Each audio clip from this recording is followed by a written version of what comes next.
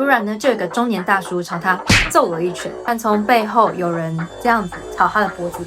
勒住的陌生男子朝他身上打了一拳，他就突然加速奔跑，朝我前面的年轻的男生撞过去，狠狠的撞过去。Hello Spring， 欢迎你回到我的频道，跟我一起聊聊我的日本生活。记得订阅并开启小铃铛，才能够及时收到我更新的消息哦。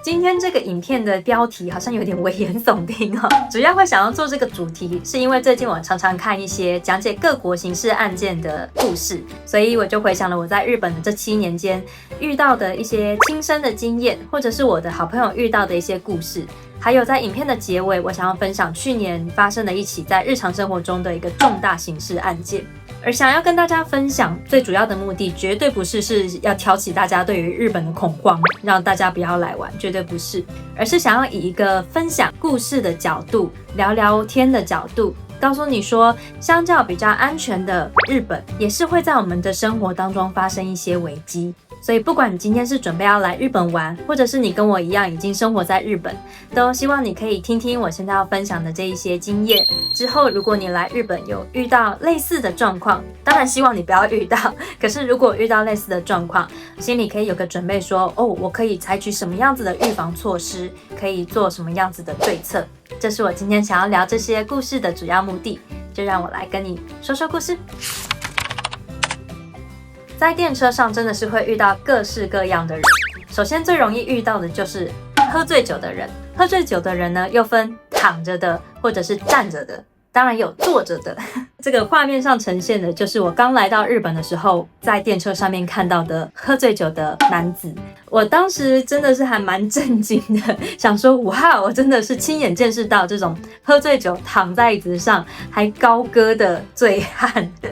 虽然说他并没有对我们造成什么样的危害，而且当天车上人很少，所以他这样躺在椅子上并没有造成其他人无法去坐到位置。不过的确还是给我们造成了一些困扰，毕竟有噪音的困扰，而且你也不知道他下一步可能会采取什么样的措施，所以一定的程度上也是有造成我们的一些不方便。像这样的状况呢，我会建议说，你就是跟他保持距离，你可以换到其他的车厢去，或者是你也可以积极一点去联络站务人员。也许他是不情愿的，他可能不小心就喝醉了，所以做出他自己也意想不到的举动，站务人员就可以帮助他找回他回家的路，或者是说会请警察也来帮忙了解他的一个状况，也可以防止他可能会有去干扰其他乘客的动作。以上这个是躺着的醉汉的行为，还有站立着的醉汉的行为，他们会站不稳，所以很有可能会碰撞到其他乘客，碰撞到你。如果只是轻轻的碰撞也就算了，可是也有可能他在喝醉酒、情绪状况比较不好的状态下，跟你可能就会有言语上的冲突啊，或是肢体上的冲突。最常看到的就是上班族，他们喝醉了，可能自己也不想这样，但是就是也站不稳，意识不是很清楚。站着的醉汉呢，我也是遇过好多次，在我第一次带家人来日本玩的时候也有遇到。那大概是10年前哦，我们去关西，当天已经是晚上了，准备要搭电车回我们的住宿，车上就有一位喝醉酒的中年男子，他就不停的想要靠近我们，然后孩子会要跟我们说话。那个时候也不太会说日文，也还不太了解日本的一个文化，不是很清楚说喝醉的人真的蛮多的，会有这样的一个状况，所以很紧张。所以我们一家人呢，就是四处这样子闪躲他，不想要跟他任何有搭话或者是肢体的接触。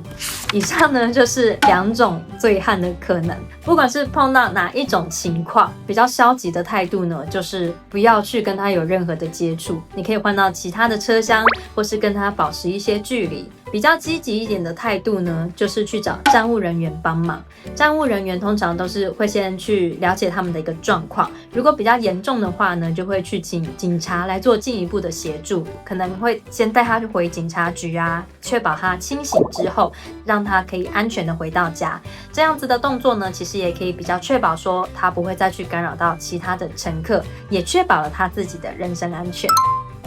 除了喝醉酒的人之外呢，没有喝醉酒意识清醒的人也是会做出一些奇怪的举动。有一次我跟胖熊是要去比较郊区的地方玩，所以当时电车上的人并没有那么多。在有一站有一位阿伯，他上车，一开始都还好好的，但是他坐下之后呢，就开始拿起他的手机，开到最大声，播了很奇怪的一些金刚变形的音效，还不是音乐哦，就是音效，所以一直听到叮叮当当哐哐当，嘿，这种奇怪的音效，我真的是无法理解。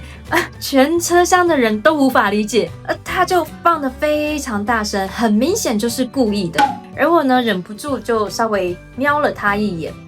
不瞄还好，一瞄发现他只要注意到有人的眼神想跟他做接触，他就会一直盯着，就看你下一步会做出什么样的动作，很明显的就是在挑衅。当天车厢上除了我们之外，还有一些其他的乘客，包括一对年轻夫妻带着他们的小婴儿，他们就不想要去有任何的纷争，所以他们就很快步的移到其他的车厢去。而我们其他人呢，都是稳重的成年人，所以没有人想要搭理他的意思。而那个大叔他就一直开着最大声，然后不停的环视看有没有人想要理他。后来他就发现完全没有人要理他，就自讨无趣，下一站他就下车换到其他的车厢去。这样子的状况呢，我也会建议说，就是不要去招惹他。他其实很明显的就是想要挑衅你，希望你要去跟他有言语的冲突，或甚至是肢体上的冲突。而你如果跟他发生了任何言语肢体上的冲突，你之后就会很麻烦，警察就会必须要去跟你了解状况，你后来就会必须要去做笔录等等的，会真的很麻烦。所以我的建议会是说，在电车上遇到这样的状况，看你是不是要像我们一样比较消极，就是不理他，放置他，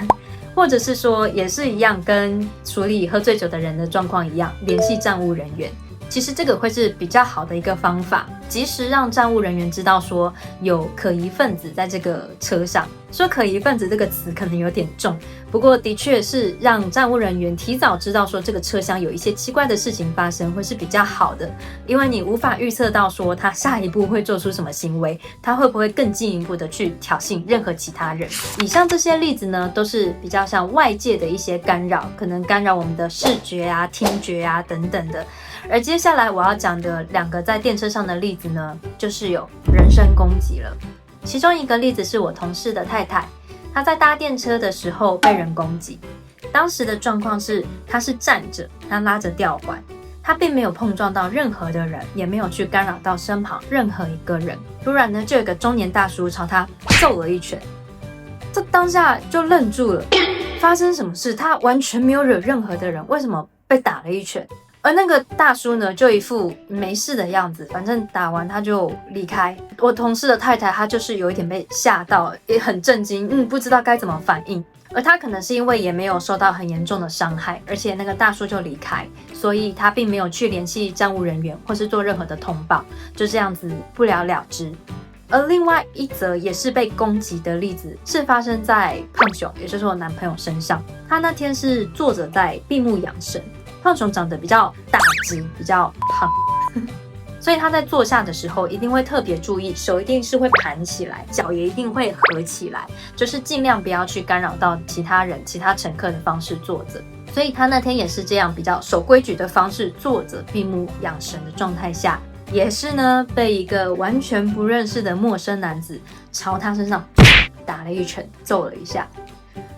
他也是发生什么事？一阵茫然，怎么我没惹到任何人的状况下被揍了一拳？胖熊他就没有让这件事这样子过去，他就联系了站务人员。站务人员之后也有请警察过来协调，了解状况。了解状况的结论，反正这个人他就是无聊，他就是想要找一个人打一下。胖熊就那么衰，就被他打了。你说如果今天这些无聊的人他就是想要攻击一些弱小的，比如说像我同事的太太是女生，相对来说可能比较处于弱势，那他攻击女生的话，我们可能还可以知道说他就是想欺负弱势。但是胖熊的身材是这样子哦，这样子也会被攻击。所以我觉得这些想攻击人的人，他是没有在挑的。今天他不爽，他就是想攻击谁，就攻击在他身边的人。这种状况，只能说自己衰吗？我们应该要怎么样子去预防呢？现代人都会滑手机，大戴耳机，我也是这样子，我们都会想要处于自己的一个空间，跟外界稍微做隔离。不过因为有过这几个经历，听到这几个经历之后，我真的会建议大家在沉浸在自己的世界是很 OK， 不过还是要适时的回归一下现实，稍微注意一下你身边有没有什么可疑分子在靠近你，甚至他手上有没有拿一些可能会危及你、危害到你的物品，像是胖熊或是我同事的太太的状况，他们其实可以都稍微注意一下身边有没有什么可疑分子在靠近他，有没有什么可疑的动作会发生。当然我也知道说他如果想攻击你，你真的也很难防，而如果真的不幸发生这样的状况，建议不要不了了之，已经被攻击了，就要跟站务人员通知，请他们去协助处理，让警察也来协助处理。不但是可以给他一个警惕，也可以一时防止他在同一时间再去攻击别人。而且如果你身上有留下任何的伤啊，或者是后遗症啊，你有过这样的记录的话，对你来说是会比较有保障。所以如果有被人身攻击的话，就一定要去找站务人员，或是去联系警方来去帮你们做后续的处理。接下来要分享的是在一般的商店街上或是住宅区的道路上发生的2件事。一件事是我自己遇到的，那天我跟胖熊我们在逛吉祥寺的商店街。吉祥寺大家应该不陌生，很多人一定都去过。我们逛的那一条呢，就是很多观光客都会去的那一条街。车站出来之后，直走就会看到有遮雨棚的那一条商店街，有卖那个牛肉很有名的炸牛肉饼的那条商店街。那个商店街走一走之后，会有一个马路。过马路的话，右手边有 ABC Mart 的那个地方。我们过了马路，旁边还有很多的观光客跟一般的民众哦。结果我的前面呢，就有一个中年大叔，是中年大叔，他就突然加速奔跑，然后朝我前面的年轻的男生撞过去，狠狠的撞过去。那个男生就这样，完全不知道发生什么事的状况下，这样被撞了一下。那中年大叔呢，就继续朝我的方向冲过来。还好我闪得快，赶快往旁边一闪，他就像一阵风一样往我后面这样跑过去。当下旁边的好多的人跟我跟那个年轻的男生，我们都不知道发生什么事，都愣在那里。那个年轻男生也来不及去抓住那个大叔，或是去采取任何的通报的动作。我们就在那边愣了几秒之后，想想没有受太大的伤，也就算了，这样过去了。可是让我们设想一下，如果今天这个大叔他手上拿着刀，或是拿着危害人的会有攻击性的物品，那就不是可以这样不了了之的状况。大庭广众之下，吉祥寺这样一个好多人都会去的商店街，甚至是一个曾经被评为日本最宜居城市的一个地区，还发生这样子的事情，我们当下真的也是很傻眼，想说这到底要怎么防啊？他突然冲刺，我们实在也无法防。他的那种冲刺绝对不是那种突然想到有什么事情要赶快去处理，不是，他就是故意的，故意去冲刺去攻击别人，非常的明显。像这样子的状况呢，我可以说是防不胜防，只能再强调一次，我们出去玩啊，在逛街啊，虽然很开心，可能会看很多附近的风景啊、店家，但还是要稍微留意一下，注意身边有没有奇怪的人。我觉得那个年轻人他应该也是没有办法及时反应啊，就被攻击到了。那我还好，我是刚好有注意到前面可能好像有什么事发生，所以才闪过了他的攻击。因此呢，就是建议大家随时就是要留意一下身边是不是发生这样子的一个状况。接下来我要讲的这个，我们当初听到真的也都吓一大跳。有一天跟同事开会，我们线上开会，他就说我最近可能需要稍微都是多请一些假，因为呢他的太太在一般的住宅区的街上走路的时候，突然从背后有人这样子朝他的脖子勒住，没错，就是锁喉他，勒到他整个人倒在地上。结论是他必须要进到医院去，这样子严重的伤害。这个情况他们当然是有报警去处理后续了，而攻击他的人他真的也完全不认识，看都没看过，就这样子随机被攻击了。他走的并不是什么夜路，他是在白天的时候去行走的，也不是什么偏乡的地方，是一般的住宅区。结果就突然这样子被随机的攻击，而且他还才刚生完宝宝，还不满1年，所以听到的当下，我们真的觉得哇，可以上到电视新闻的这种案件，居然会发生在我们的身边。像是这样子的状况，真的是很难防吧？我们总不可能永远都在注意周遭发生什么事，一直回头看有没有人在跟踪你，真的很困难。可能大家就会开始有疑问说，是不是可以带一些防身物品在身上？那就请继续听我跟你聊下去。后面呢，我会跟你分享在日本这些防身用品的一些规则。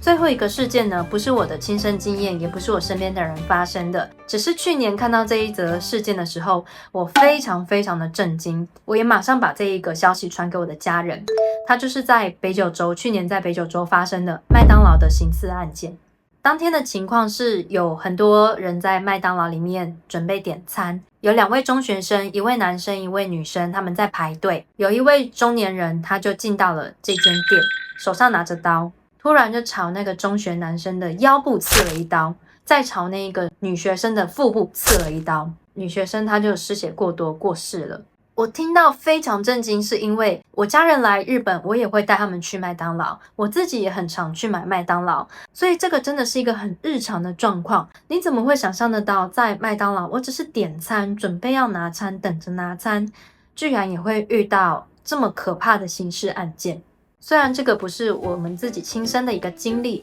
还是想要放在今天这个主题跟大家一起分享。连在日本这样子相对自然较安全的国家，日常生活中都还是会有这样子的危险发生，所以大家出门在外出来玩都要小心。我有问题，那么到日本旅游可以随身携带防狼喷雾剂防身吗？我直接说结论，在法律上的规范是不可以的。规定不可以也有它很正当的理由，因为今天警察也无法判断说你是不是会去攻击其他人的人，所以如果你带着这种有攻击性的防身物品在身上，法律上呢是不允许的，你会违反轻犯罪法。今天除非说你买的这一些有攻击性的防身物品是刚从店里买完要准备带回家的这一段路上，它还没有从包装拿出来，那么这一段路你是可以携带在身上的。可是如果你已经拆开包装，就不能够再继续带在身上在外面走。如果被警察盘查到的话，轻则是没收，重则就是会判断你违反了轻犯罪法。你可能有疑问说，警察真的会查吗？警察真的会查，像胖熊呢，他夜跑的时候就被查过好多次，警察就会看你身上带了什么东西，有没有带这一些可能有攻击性的物品。可能有人会说，因为他是男生吧，而且长得又黑又胖的，所以很容易被警察盘查。我呢在整理今天的内容的时候，查了很多资料，在网络上有看过一个例子，是一位女生，她也是夜跑，因为她跑的地方是曾经有人通报说有可疑分子出现，所以她就带了防狼喷雾剂在她的身上，以防万一。结果她也是被警察盘查，她也说明了为什么我想要带防狼喷雾剂在身上的原因，结果警察还是判她违反了轻犯罪法。我有把文章的连结放在以下说明栏，有兴趣的话可以看一下。警察也不是只有在晚上会盘查哦，早上他们也是会去做盘查的。网络上可能也看过很多人分享，他们在路上就被警察问话，被警察盘查。我相信有人跟我有一样的疑问，那我们到底该怎么保护自己？我带这些东西只是想要自我防护，而不是想要去攻击人。如果警察查到了就要判我犯罪的话，我们该怎么样去保护自身安全呢？网络上有一个网友呢，跟我们有一样的疑问，所以他就去问了很多警察。文章我也是放在以下说明栏，大家有兴趣可以看一下。这位网友去问警察的时候就说啦，我们这样怎么安全呢？我只是想要保护我自己，我不能带吗？警察呢比较统一的回答就是说，你如果遇到危险，你就打给我们报警，我们15分钟内会赶到。这个网友就说15分钟，我如果被攻击的话，15分钟我还活着吗？那有的警察呢就回他说，其实如果你没有把这些物品带着很明显的话，警察也不会那么常去盘查到你啊。所以如果你有把这些物品藏好啊，不要那么招摇的挂在包包上，就说我有带防狼喷雾剂哦，这样子的话其实可能不太会被查到。不过就像我刚刚讲的那些例子，警察还是会查。那他访问到的警察也说，如果被我们看到的话，就是必须按照法律处理。所以最好的结论就是不要戴咯。这样子我们到底应该怎么样子去防卫呢？说到最后呢，也只能就是建议大家，像我刚刚讲过很多次的，再重新重复一遍，随时注意周遭的安全。滑手机、戴耳机，把自己隔离的状态下呢，随时回来一下现实，看一下你的身边周遭有没有发生什么危险的事情，有没有什么可疑人物在靠近你。而或者是说，我们虽然不能带防狼喷雾剂，但可以带这种防狼的警报器。我刚来日本的时候呢，前一份工作必须要上班到凌晨12点，然后再从公司回家，所以那个时候我就买一个防狼的这种警报器在身上，以防万一。在日本的话呢，百元商店或者是阿卡酱本部都可以买得到，有这个在身上，至少是有危险靠近你的时候，你可以启动它，达到一个警示的效果。而如果真的那么不幸你有被攻击或者是被有袭击的状况的话，那就是立刻报警。在日本的报警电话也是110，也不要担心你不会讲日文。像我在我的 IG 上有分享过一个短影片，是分享怎么样子拨打119啊，还有像这个110也是，他们都会有合作的翻译中心。所以你打过去，他发现你不会讲日文的话，就会马上联系这个翻译中心，确保你们达到一个3角的沟通的循环。他们会帮你翻译你的内容，确保说你们的沟通无碍。所以即使不会讲日文，也不要担心，遇到状况联络警察，请他们帮忙解决。